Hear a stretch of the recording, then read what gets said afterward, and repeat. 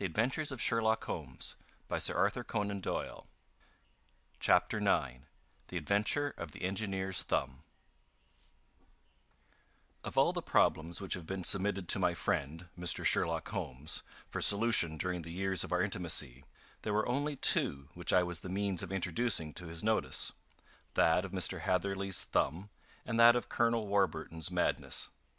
Of these the latter may have afforded a finer view for an acute and original observer, but the other was so strange in its inception, and so dramatic in its details, that it may be the more worthy of being placed upon record, even if it gave my friend fewer openings for those deductive methods of reasoning by which he achieved such remarkable results.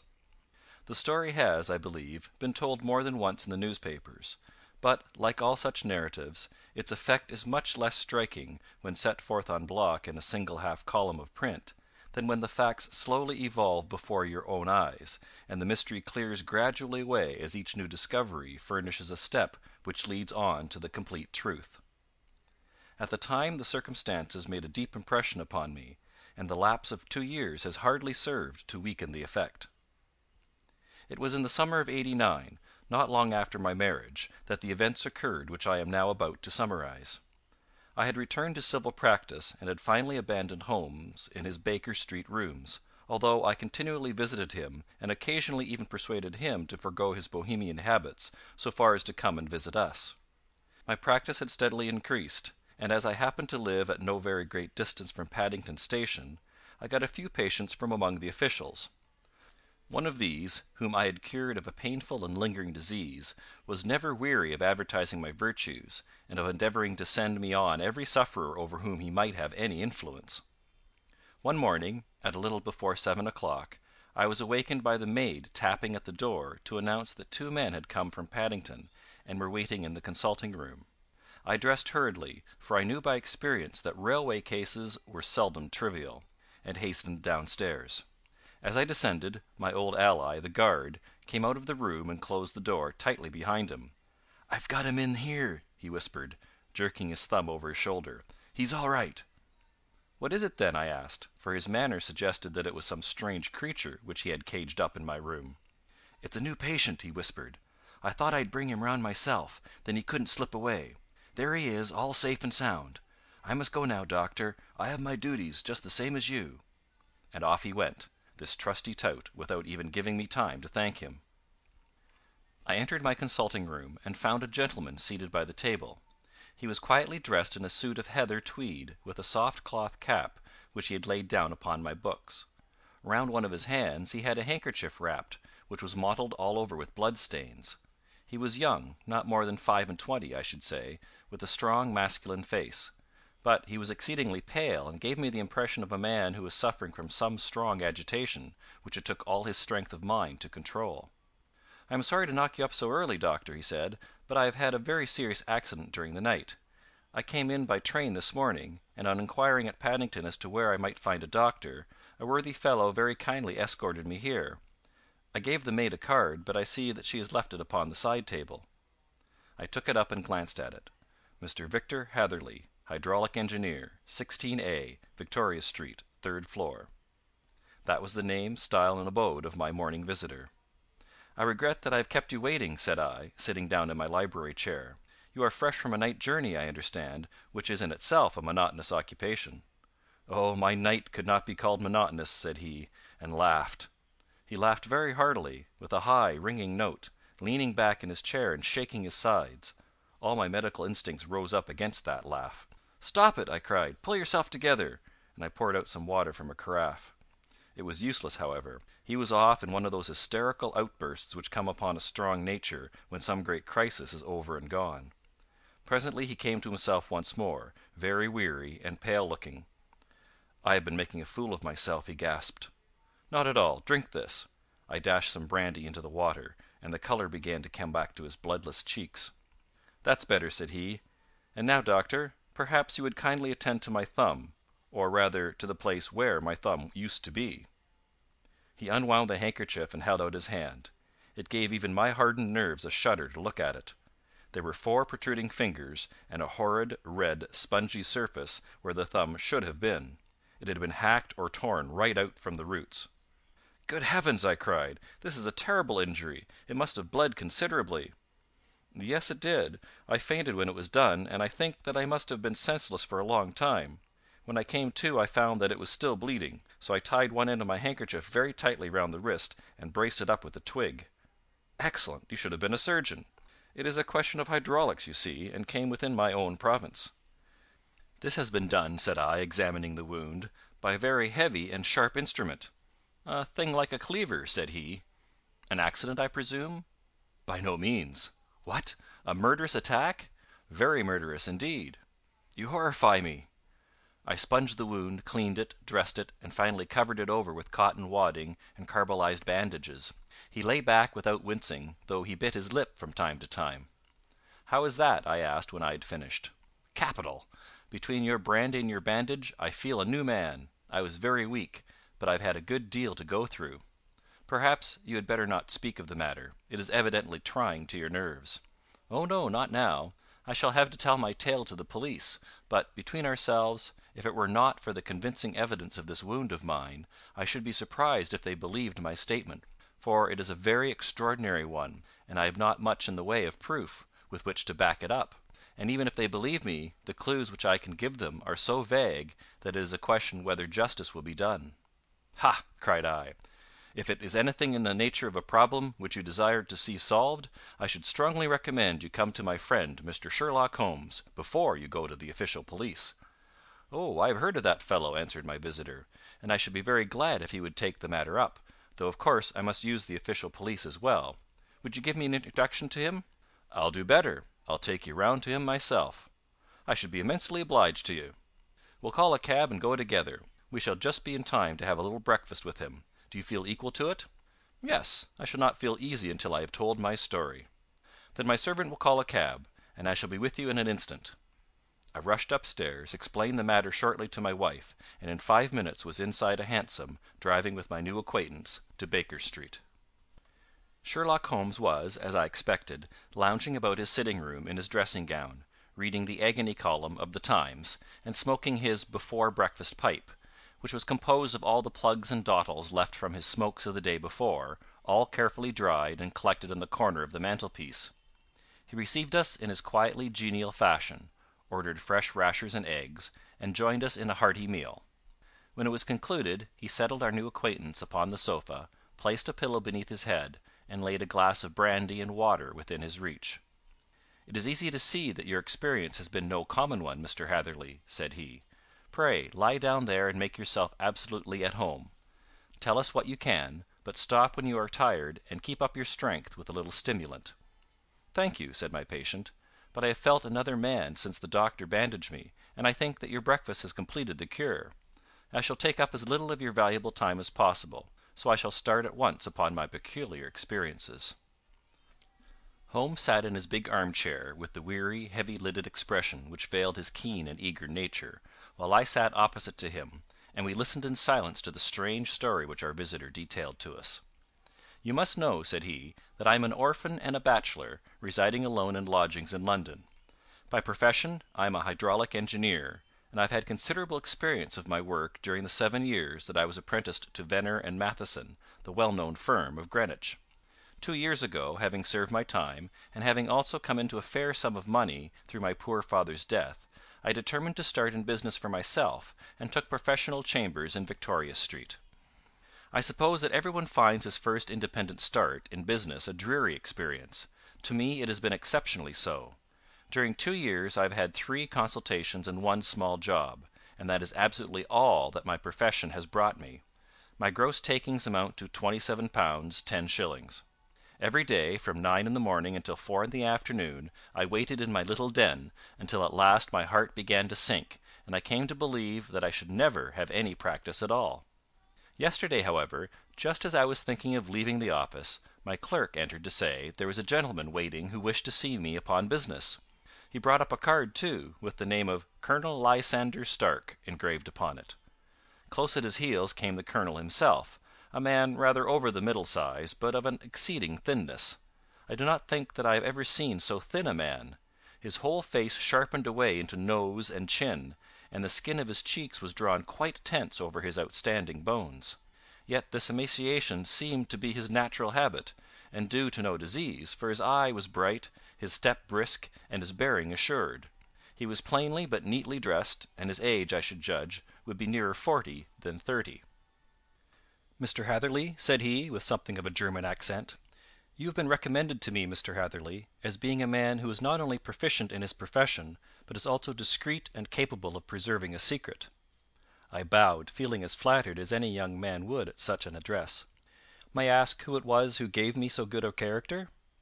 "Well, perhaps it is better that I should not tell you that just at this moment. I have it from the same source that you are both an orphan and a bachelor, and are residing alone in London." "That is quite correct," I answered. "But you will excuse me if I say that I cannot see how all this bears upon my professional qualifications. I understand that it was on a professional matter that you wished to speak to me." "Undoubtedly so, but you will find that all I say is really to the point. I have a professional commission for you, but absolute secrecy is quite essential absolute secrecy, you understand, and of course we may expect that more from a man who is alone than from one who lives in the bosom of his family." "If I promise to keep a secret," said I, "you may absolutely depend upon my doing so." He looked very hard at me as I spoke, and it seemed to me that I had never seen so suspicious and questioning an eye. "Do you promise, then?" he said at last. "Yes, I promise." "Absolute and complete silence before, during, and after? No reference to the matter at all, either in word or writing?" "I have already given you my word." "Very good." He suddenly sprang up, and darting like lightning across the room, he flung open the door. The passage outside was empty. "That's all right," said he, coming back. "I know that clerks are sometimes curious as to their masters' affairs. Now we can talk in safety."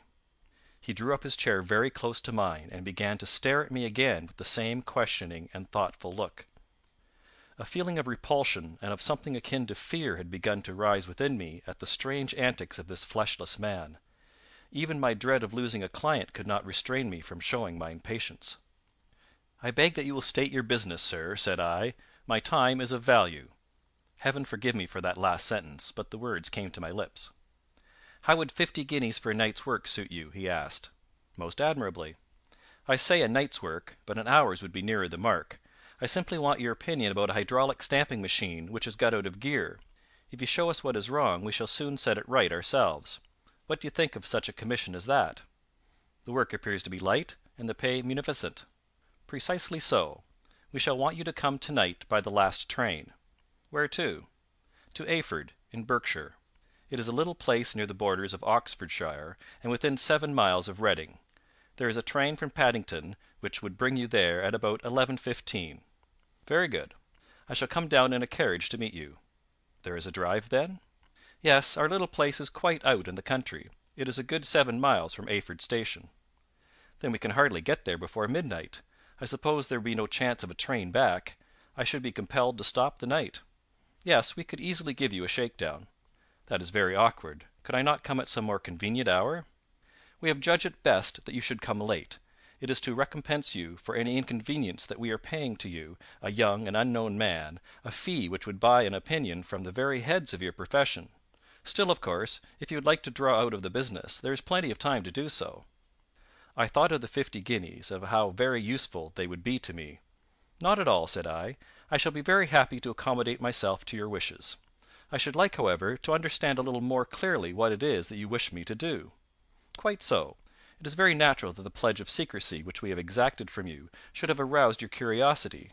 I have no wish to commit you to anything without your having it all laid before you. I suppose that we are absolutely safe from eavesdroppers?" "Entirely." "Then the matter stands thus. You are probably aware that fuller's earth is a valuable product, and that it is only found in 1 or 2 places in England?" "I have heard so." "Some little time ago I bought a small place, a very small place, within 10 miles of Reading. I was fortunate enough to discover that there was a deposit of fuller's earth in one of my fields. On examining it, however, I found that this deposit was a comparatively small one, and that it formed a link between 2 very much larger ones upon the right and left, both of them, however, in the grounds of my neighbours. These good people were absolutely ignorant that their land contained that which was quite as valuable as a gold mine.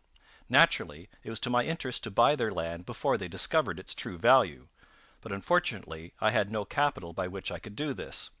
I took a few of my friends into the secret, however, and they suggested that we should quietly and secretly work our own little deposit, and that in this way we should earn the money which would enable us to buy the neighbouring fields. This we have now been doing for some time, and in order to help us in the operations we erected a hydraulic press. This press, as I have already explained, has got out of order, and we wish your advice upon the subject. We guard our secret very jealously, however, and if it once became known that we had hydraulic engineers coming to our little house, it would soon rouse inquiry, and then, if the facts came out, it would be good bye to any chance of getting these fields and carrying out our plans. That is why I have made you promise me that you will not tell a human being that you are going to Eyford tonight. I hope that I make it all plain?" "I quite follow you," said I. "The only point which I could not quite understand was what use you could make of a hydraulic press in excavating fuller's earth, which, as I understand, is dug out like gravel from a pit." "Ah," said he carelessly, "we have our own process. We compress the earth into bricks, so as to remove them without revealing what they are. But that is a mere detail. I have taken you fully into my confidence now, Mr. Hatherley, and I have shown you how I trust you." He rose as he spoke. "I shall expect you, then, at Eyford at 11:15." "I shall certainly be there." "And not a word to a soul." He looked at me with a last long, questioning gaze, and then, pressing my hand in a cold, dank grasp, he hurried from the room. Well, when I came to think it all over in cool blood, I was very much astonished, as you may both think, at this sudden commission which had been entrusted to me. On the one hand, of course, I was glad, for the fee was at least tenfold what I should have asked had I set a price upon my own services, and it was possible that this order might lead to other ones. On the other hand, the face and manner of my patron had made an unpleasant impression upon me, and I could not think that his explanation of the fuller's earth was sufficient to explain the necessity for my coming at midnight, and his extreme anxiety lest I should tell anyone of my errand. However, I threw all fears to the winds, ate a hearty supper, drove to Paddington, and started off, having obeyed to the letter the injunction as to holding my tongue. At Reading I had to change not only my carriage but my station. However, I was in time for the last train to Eyford, and I reached the little, dim-lit station after 11 o'clock. I was the only passenger who got out there, and there was no one upon the platform save a single sleepy porter with a lantern. As I passed out through the wicket gate, however, I found my acquaintance of the morning waiting in the shadow upon the other side. Without a word he grasped my arm and hurried me into a carriage, the door of which was standing open. He drew up the windows on either side, tapped on the woodwork, and away we went as fast as the horse could go. "One horse?" interjected Holmes. "Yes, only one." "Did you observe the colour?" "Yes, I saw it by the side lights when I was stepping into the carriage. It was a chestnut." "Tired looking or fresh?" "Oh, fresh and glossy." "Thank you. I am sorry to have interrupted you. Pray continue your most interesting statement." Away we went then, and we drove for at least an hour. Colonel Lysander Stark had said that it was only 7 miles, but I should think, from the rate that we seemed to go, and from the time that we took, that it must have been nearer 12. He sat at my side in silence all the time, and I was aware, more than once when I glanced in his direction, that he was looking at me with great intensity. The country roads seemed to not be very good in that part of the world, for we lurched and jolted terribly. I tried to look out of the windows to see something of where we were, but they were made of frosted glass, and I could make out nothing save the occasional bright blur of a passing light. Now and then I hazarded some remark to break the monotony of the journey, but the colonel answered only in monosyllables, and the conversation soon flagged.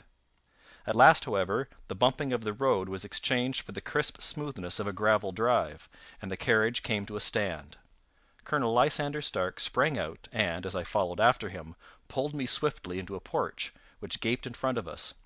We stepped, as it were, right out of the carriage and into the hall, so that I failed to catch the most fleeting glance of the front of the house. The instant that I had crossed the threshold the door slammed heavily behind us, and I heard faintly the rattle of the wheels as the carriage drove away. It was pitch dark inside the house, and the colonel fumbled about looking for matches and muttering under his breath. Suddenly a door opened at the other end of the passage, and a long, golden bar of light shot out in our direction. It grew broader, and a woman appeared with a lamp in her hand, which she held above her head, pushing her face forward and peering at us. I could see that she was pretty, and from the gloss with which the light shone upon her dark dress, I knew that it was a rich material. She spoke a few words in a foreign tongue, in a tone as though asking a question, and when my companion answered in a gruff monosyllable, she gave such a start that the lamp nearly fell from her hand. Colonel Stark went up to her, whispered something in her ear, and then, pushing her back into the room from whence she had come, he walked towards me again with the lamp in his hand. "Perhaps you will have the kindness to wait in this room for a few minutes," said he, throwing open another door. It was a quiet, little, plainly furnished room, with a round table in the centre, on which several German books were scattered. Colonel Stark laid down the lamp on the top of a harmonium beside the door.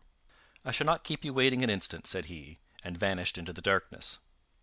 I glanced at the books upon the table, and in spite of my ignorance of German, I could see that the two of them were treatises on science, the others being volumes of poetry.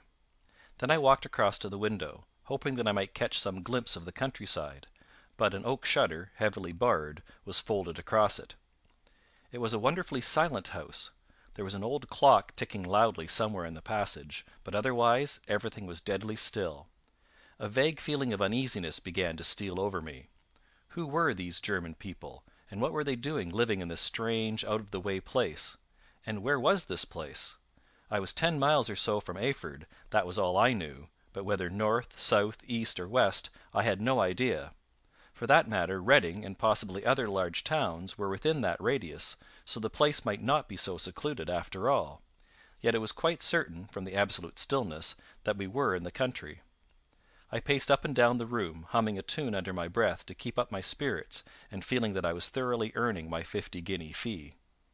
Suddenly, without any preliminary sound in the midst of the utter stillness, the door of my room swung slowly open. The woman was standing in the aperture, the darkness of the hall behind her, the yellow light from my lamp beating upon her eager and beautiful face. I could see at a glance that she was sick with fear, and the sight sent a chill to my own heart. She held up one shaking finger to warn me to be silent, and she shot a few whispered words of broken English at me, her eyes glancing back, like those of a frightened horse, into the gloom behind her. "I would go," said she, trying hard, as it seemed to me, to speak calmly. "I would go. I should not stay here. There is no good for you to do." "But, madam," I said, "I have not yet done what I came for. I cannot possibly leave until I have seen the machine." "It is not worth your while to wait," she went on. "You can pass through the door. No one hinders." And then, seeing that I smiled and shook my head, she suddenly threw aside her constraint, and made a step forward, with her hands wrung together. "For the love of heaven," she whispered, "get away from here, before it is too late." But I am somewhat headstrong by nature, and the more ready to engage in an affair when there is some obstacle in the way. I thought of my 50-guinea fee, of my wearisome journey, and of the unpleasant night which seemed to be before me. Was it all to go for nothing? Why should I slink away without having carried out my commission, and without the payment which was my due? This woman might, for all I knew, be a monomaniac.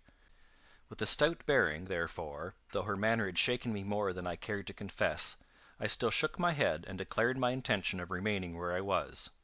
She was about to renew her entreaties when a door slammed overhead, and the sound of several footsteps was heard upon the stairs.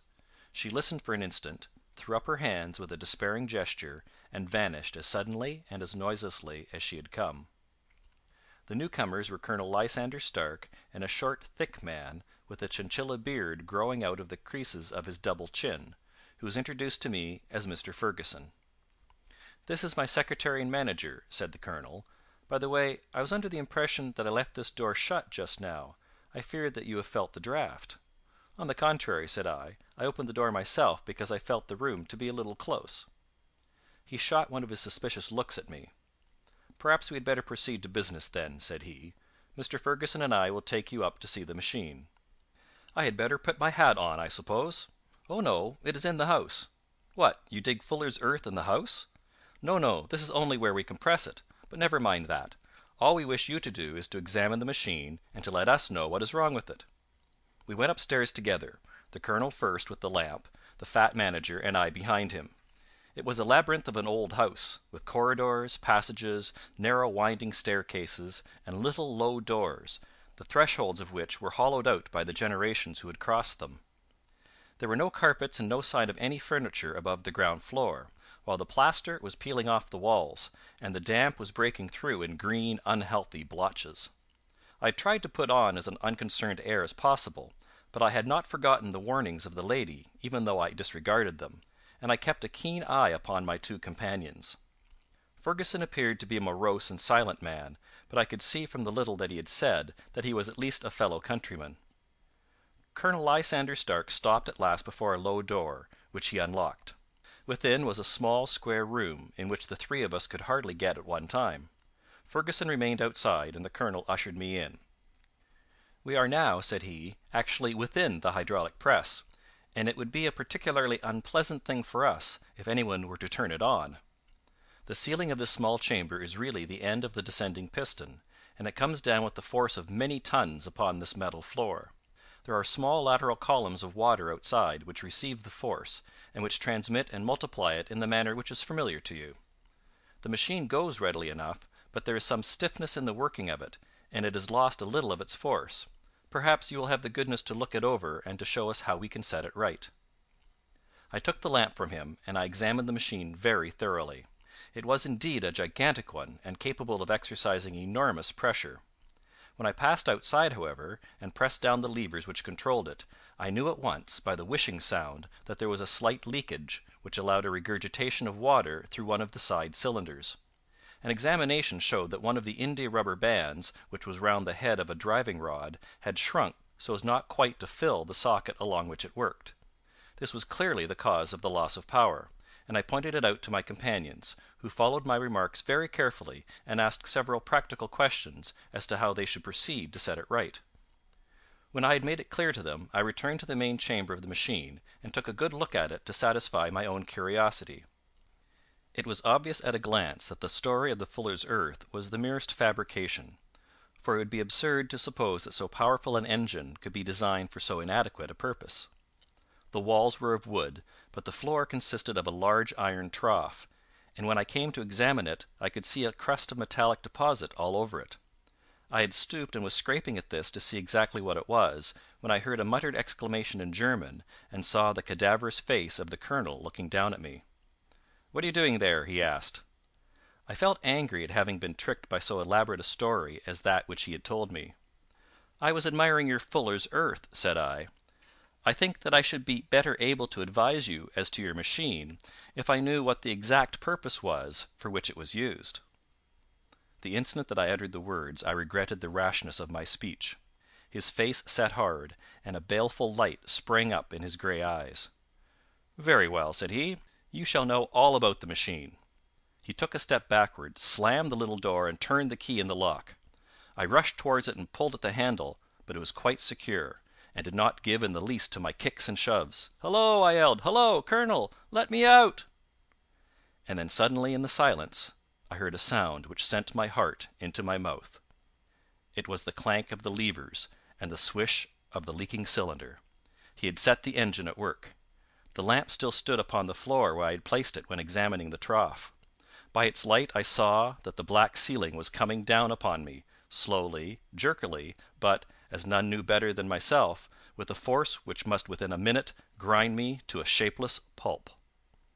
I threw myself screaming against the door, and dragged with my nails at the lock. I implored the colonel to let me out, but the remorseless clanking of the levers drowned my cries. The ceiling was only a foot or two above my head, and with my hand upraised I could feel its hard, rough surface. Then it flashed through my mind that the pain of my death would depend very much upon the position in which I met it. If I lay on my face, the weight would come upon my spine, and I shuddered to think of that dreadful snap. Easier the other way, perhaps, and yet, had I the nerve to lie and look up at that deadly black shadow wavering down upon me? Already I was unable to stand erect, when my eye caught something which brought a gush of hope back to my heart. I have said that though the floor and ceiling were of iron, the walls were of wood. As I gave a last hurried glance around, I saw a thin line of yellow light between two of the boards, which broadened and broadened as a small panel was pushed backward. For an instant I could hardly believe that here was indeed a door which led away from death. The next instant I threw myself through, and lay half fainting upon the other side. The panel had closed again behind me, but the crash of the lamp and a few moments afterwards the clang of the two slabs of metal, told me how narrow had been my escape. I was recalled to myself by a frantic plucking at my wrist, and I found myself lying upon the stone floor of a narrow corridor, while a woman bent over me and tugged at me with her left hand, while she held a candle in her right. It was the same good friend whose warning I had so foolishly rejected. "Come, come!" she cried breathlessly. "They will be here in a moment.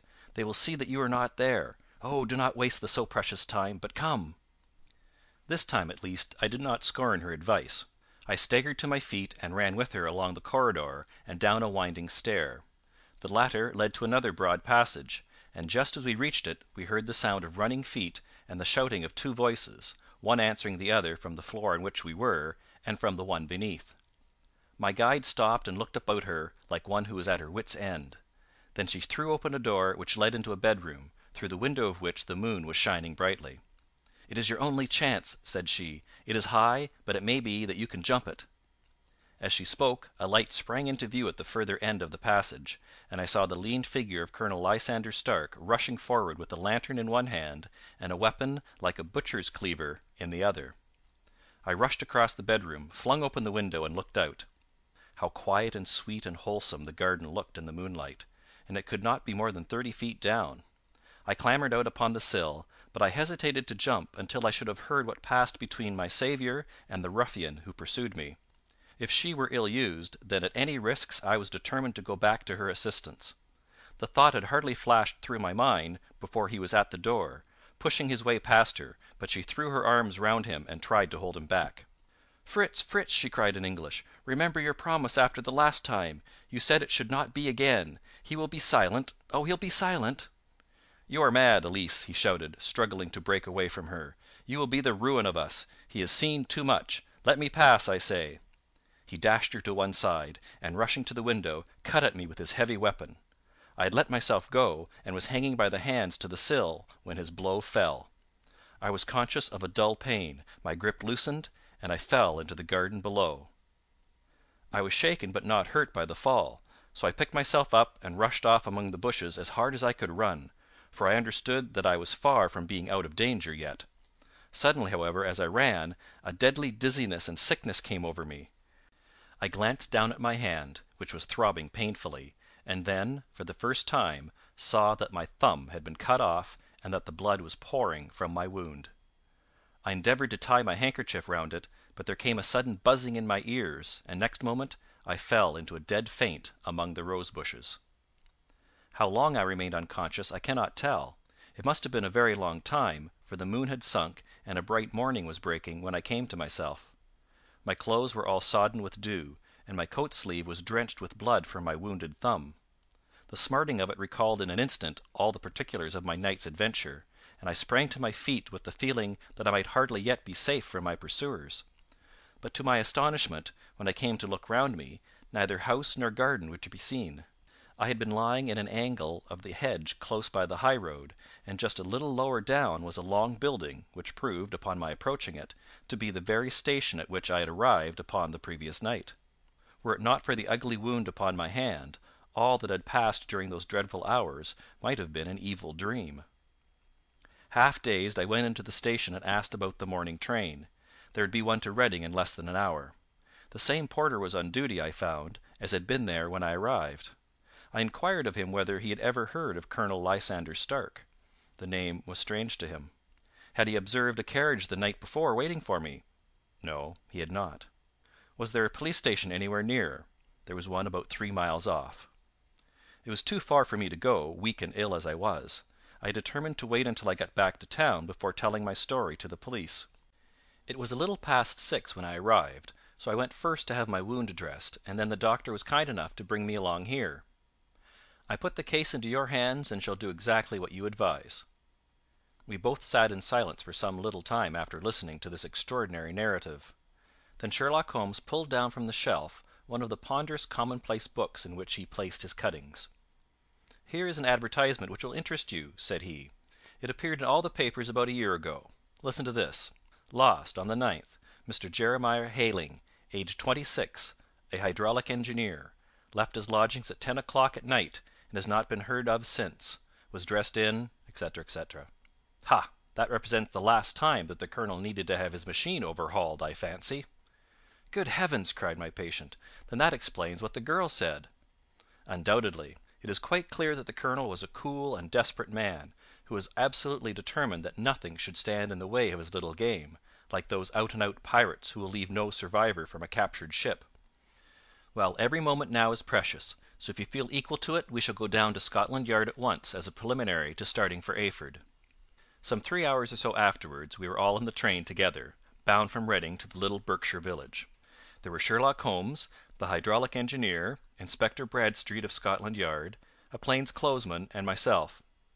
Bradstreet had spread an ordnance map of the county out upon the seat, and was busy with his compass drawing a circle with Eyford for its centre. "There you are," said he. "That circle is drawn at a radius of 10 miles from the village. The place we want must be somewhere near that line. You said 10 miles, I think, sir?" "It was an hour's good drive." "And you think that they brought you back all that way when you were unconscious?" "They must have done so. I have a confused memory, too, of having been lifted and conveyed somewhere." "What I cannot understand," said I, "is why they should have spared you when they found you lying fainting in the garden. Perhaps the villain was softened by the woman's entreaties." "I hardly think that likely. I never saw a more inexorable face in my life." "Oh, we shall soon clear up all that," said Bradstreet. "Well, I have drawn my circle, and I only wish I knew at what point upon it the folk that we are in search of are to be found." "I think I could lay my finger on it," said Holmes quietly. "Really now," cried the inspector, "you have formed your opinion. Come now, we shall see who agrees with you. I say it is south, for the country is more deserted there." "And I say east," said my patient. "I am for west," remarked the plainclothesman. "There are several quiet little villages up there." "And I am for north," said I, "because there are no hills there, and our friend says that he did not notice the carriage go up any." "Come," cried the inspector, laughing, "it's a very pretty diversity of opinion. We have boxed the compass among us. Who do you give your casting vote to?" "You are all wrong." "But we can't all be." "Oh, yes, you can.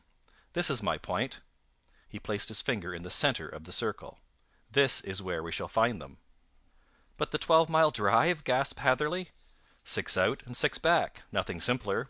You say yourself that the horse was fresh and glossy when you got in. How could it be that if it had gone 12 miles over heavy roads?" "Indeed, it is a likely ruse enough," observed Bradstreet thoughtfully. "Of course, there can be no doubt as to the nature of this gang." "None at all," said Holmes. "They are coiners on a large scale, and have used the machine to form the amalgam which has taken the place of silver." "We have known for some time that a clever gang was at work," said the inspector. "They have been turning out half-crowns by the thousand. We even traced them as far as Reading, but could get no farther, for they had covered their traces in a way that showed that they were very old hands. But now, thanks to this lucky chance, I think that we have got them right enough." But the inspector was mistaken, for those criminals were not destined to fall into the hands of justice. As we rolled into Eyford Station, we saw a gigantic column of smoke which streamed up from behind a small clump of trees in the neighbourhood, and hung, like an immense ostrich feather, over the landscape. "A house on fire?" asked Bradstreet, as the train steamed off again on its way. "Yes, sir," said the station master. "When did it break out?" "I hear that it was during the night, sir, but it has got worse, and the whole place is in a blaze." "Whose house is it?" "Dr. Becker's." "Tell me," broke in the engineer, "is Dr. Becker a German, very thin, with a long sharp nose?" The station master laughed heartily. "No, sir. Dr. Becker is an Englishman, and there isn't a man in the parish who has a better lined waistcoat. But he has a gentleman staying with him, a patient, as I understand, who is a foreigner, and he looks as if a little good Berkshire beef would do him no harm." The station master had not finished his speech before we were all hastening in the direction of the fire. The road topped a low hill, and there was a great widespread whitewashed building in front of us, spouting fire at every chink and window, while in the garden in front 3 fire engines were vainly striving to keep the flames under. "That's it!" cried Hatherley, in intense excitement. "There is the gravel drive, and there are the rose bushes where I lay. That second window is the one that I jumped from." "Well, at least," said Holmes, "you have had your revenge upon them. There can be no question that it was your oil lamp which, when it was crushed in the press, set fire to the wooden walls, though no doubt they were too excited in the chase after you to observe it at the time. Now keep your eyes open in this crowd for your friends of last night, though I very much fear that they are a good 100 miles off by now." And Holmes's fears came to be realized, for from that day to this no word has ever been heard either of the beautiful woman, the sinister German, or the morose Englishman.